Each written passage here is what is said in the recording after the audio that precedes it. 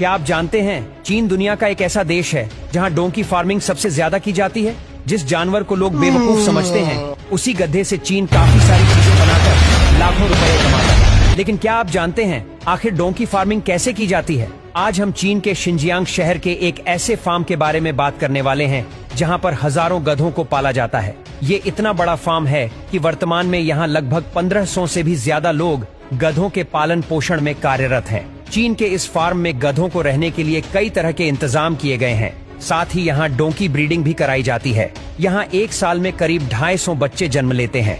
इनके बच्चे को फॉल कहा जाता है। एक मादा गद्दी का गर्भकाल 10 से 12 महीनों का होता है। जन्म के बाद नवजात बच्चे का वजन 10 से 15 किलोग्राम तक होता है। आपको जानकर हैरानी होगी कि गद्दी के बच्चे पैदा होने के 5 दिन के अंदर ही चलने लगते हैं। जन्म देने के बाद जब तक उनके बच्चे बड़े नहीं हो जाते तब तक उन्हें अपनी मां के साथ ही रखा जाता है। नवजात बच्चे का मुख्य भोजन मां का दूध ही होता है। जब तक नवजात बच्चे दूध देने के लिए तैयार नहीं हो जाते तब तक फार्म्स में इनकी अच्छे से देखभाल की जाती है। जब किसी नए फार्म में गधों को रखा जाता है तो उनकी बीमारियों की जांच की जाती है। तमाम प्रोसेस के बाद उन्हें दूध देने के लिए ट्रेनिंग दी जाती है। यहाँ फार्म्स में एक गद्दी 3 लीटर दूध का उत्पादन करती है। आमतौर पर एक गद्दी दिन में 2 बार दूध देती है, लेकिन यहाँ फार्म्स में मशीनों की मदद से 3 बार गद्दी का दूध निकाला जाता है। दूध निकालने के लिए उन्हें एक एक करके फार्म्स के मिल्क प्रोसेसिंग एरिया में लाया जाता है।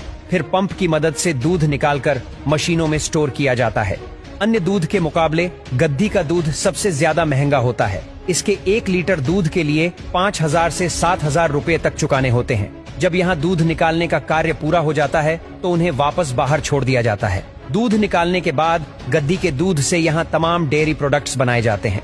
आमतौर पर पनीर भारत में 300 से 600 रुपए किलो के बीच में मिल जाता है।